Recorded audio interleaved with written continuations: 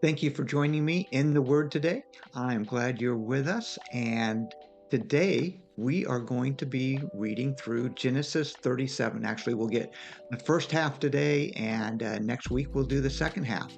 So, Genesis 37, 1 through 17 is where we'll go today. And I named this A Dreamer's Beginning, A Dreamer's Beginning. And of course, this is about Joseph. And Joseph is a beloved character of the Bible. Everything that he went through and still came up on top. But I want you to think about Joseph in several different ways. Yes, we can relate to a lot of the things that Joseph went through.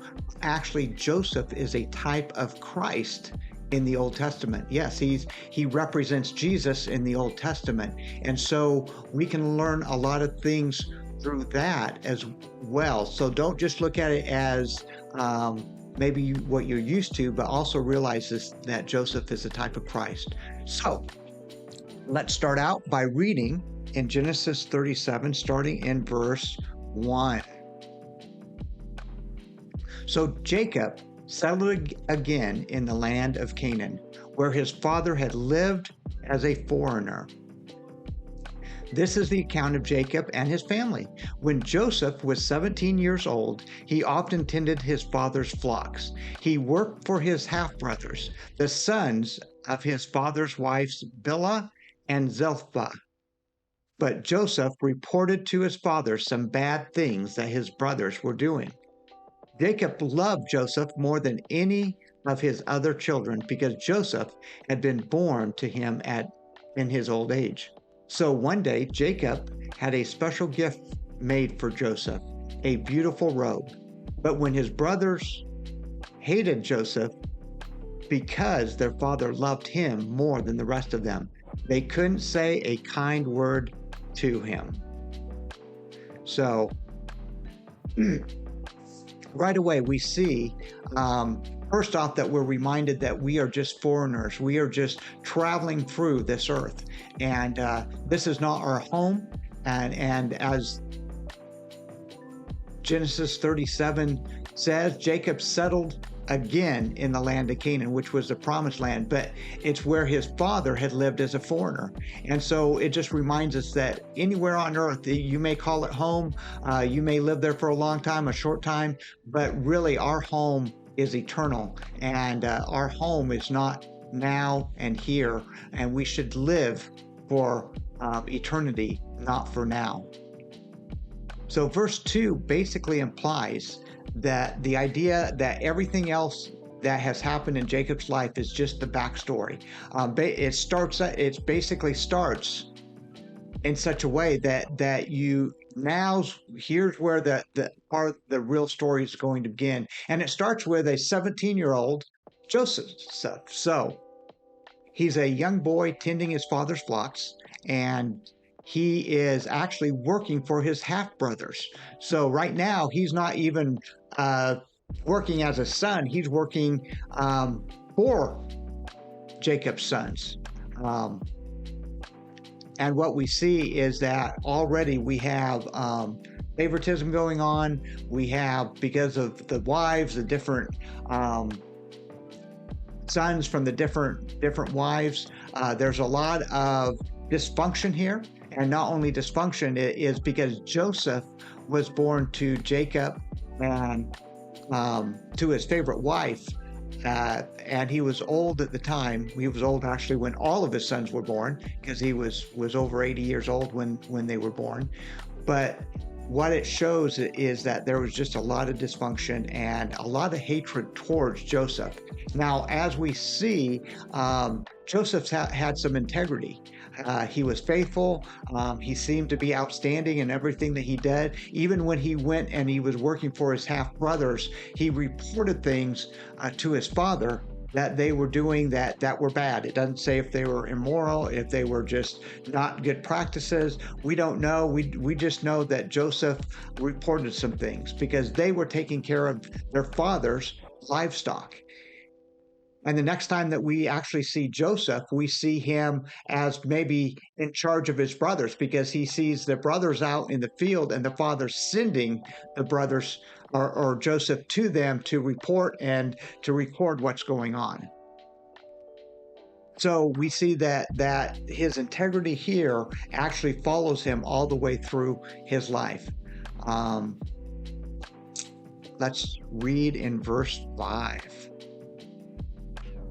One night, Joseph had a dream, and when he told his brothers about it, they hated him more than ever. Listen to this dream, he said.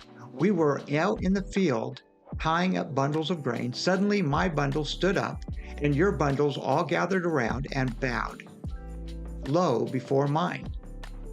His brothers responded, so you think you will be our king, do you? Do you actually think you will reign over us? And they hated him all the more because of his dreams and the way he talked about them. So obviously he just didn't tell them, he kept talking about his dreams. Soon Joseph had another dream, and again he told his brothers about it. Listen, I have had another dream, he said. The sun, moon, and 11 stars bowed low before me. This time he told the dream to his father as well as to his brothers. But his father scolded him. What kind of dream is that? He asked. Will your mother and I and your brothers actually come and bow to the ground before you? But while his brothers were jealous of Joseph, his father wondered about the dream, what the dreams meant. Once again, extreme dysfunction. But when you have two primary wives and 2 secondary wives, so 4 wives altogether, you have 13 children, 12 boys and 1 girl. You have lots and lots of drama.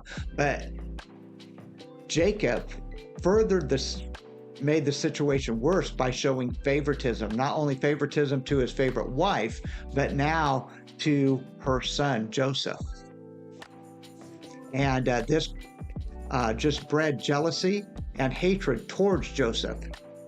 And we don't know if Joseph is prideful here or if he's just very, very naive, being a young 17-year-old that has had a lot of privilege, kind of seeing or feeling that everything's about him, so he wants to tell everybody these dreams. It doesn't really say which one it is. I would say that he's definitely naive one way or the other, but there could be some pride there as well. That this actually spells disaster for Joseph. Joseph's life is actually, if you think about it, and if you've never heard about Joseph and his story, we're going to go through it in the next few chapters. We're going to take a break in chapter 38, but we get right back to Joseph in chapter 39. But his whole life is marked by 3 sets of 2 dreams, and all these dreams are prophetic. The first set, which is we just heard, is actually what he dreamed. The next 2 sets, other people dream, and he's going to actually interpret. But all 6 dreams are prophetic dreams, and they really mark instances in Joseph's life. Now, these dreams are about who Joseph is going to become and who he's going to be. And so he's a dreamer.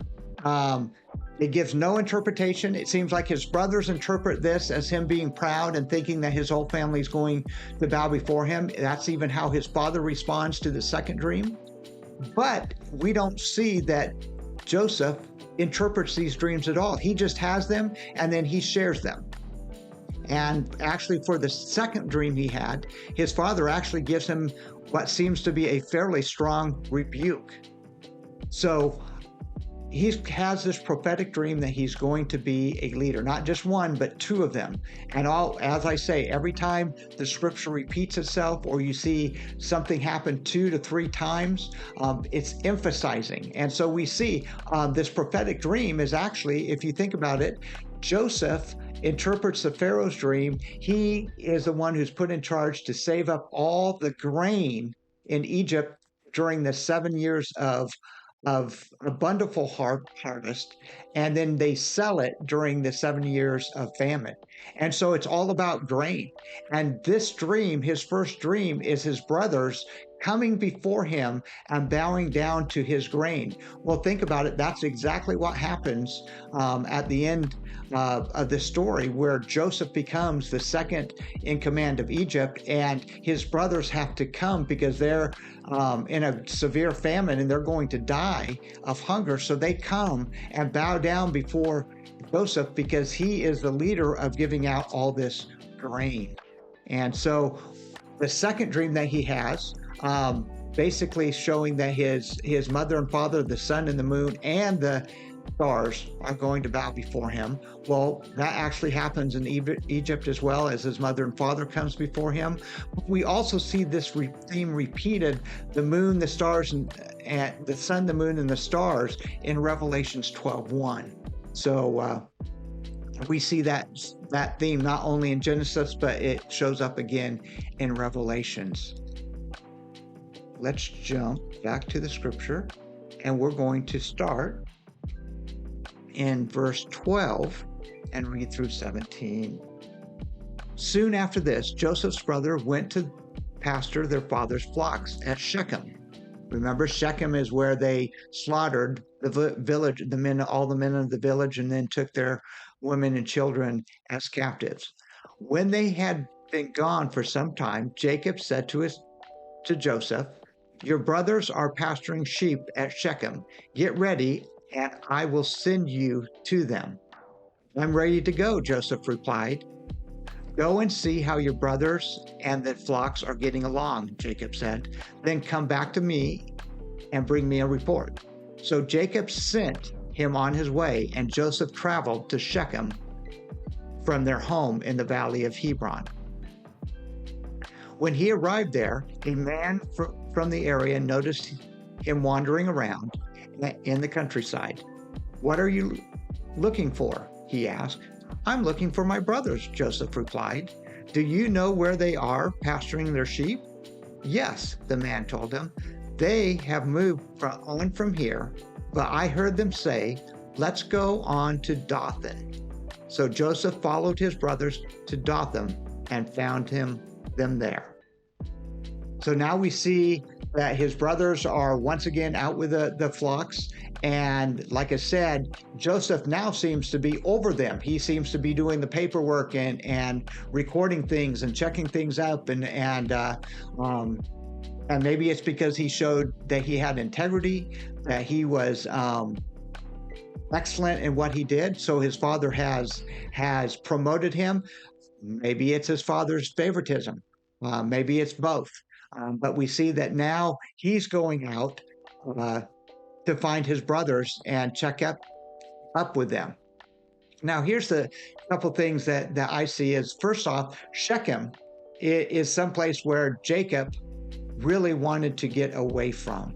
And it had an extreme worldly influence on his family, and his family responded like the world did.